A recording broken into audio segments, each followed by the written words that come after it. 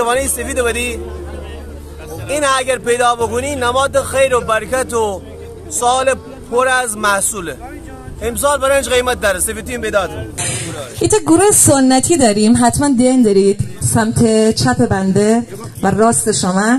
جناب آقای سارمی بزرگوار سرپرست گروه سنتی گروه تیتال قرار بعید عیشا بره اجرای برنامه و آیین سنتی گیلان نشان بدید. سلام آقای استاندار، خوش اومد. به افتخار آقای استاندار چیکار بزنید، دست بزنید، دست کلا بزنید. خدا شما سلامتی بده. اما اون موقع کوچه بیمارا نمر کل ایتن شم بیجار من چیکار کردن نشاب بوده. ایش به سفر سر سگرتی آسفینه جور بکن تی چکمتی پاده کن وصل بیجار کار به من آی وصل کار بهاره نشا چه مزه داره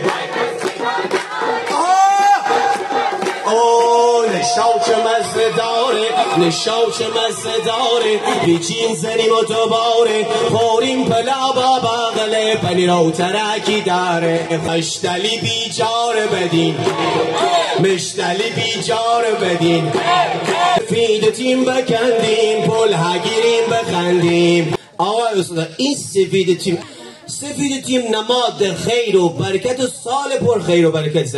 هر کس سفید تیم پیدا کنه صاحب بیجار پاس زنه. ولی آقای استاندار ما این تی پاس زنم استان گیلان صاحب بیجاران توی سی به افتخارش.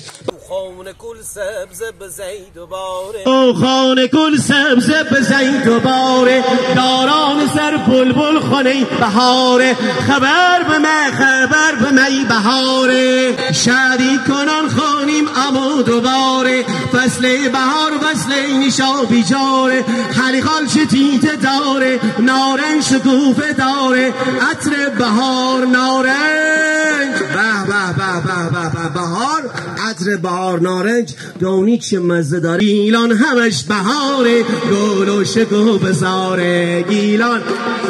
آقایان چایکاران از ما گله من دون که آقا شما همه چیره شعر شادی چای شعر شادی چینیم چایی اما دو برگ خونچه خدا جانای لبسه طلایی و جرگ شایی عمله ششایی لایجان شایی گیلان شایی عطر فراوانم کنه گیلان شایی.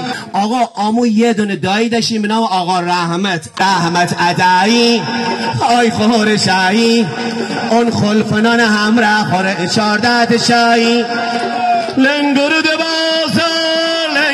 بازا شندی قشنگی خاخور جانای نان خلفاوی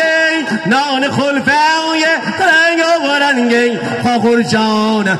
هیچ جای دنیا بشی چایی بخوری گیلان چایی نبونه. اتونو به خدای منان میسپاریم. شاد باشید انشالله که لحظه های زندگیتون مملو از خیر و برکت و شادی باشه و همیشه زندگیتون این گونه سبز باشه.